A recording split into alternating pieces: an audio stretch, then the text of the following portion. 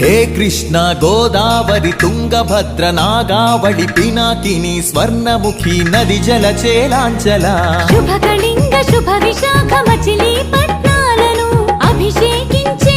బంగాళాఖాతాల ఖలంఖల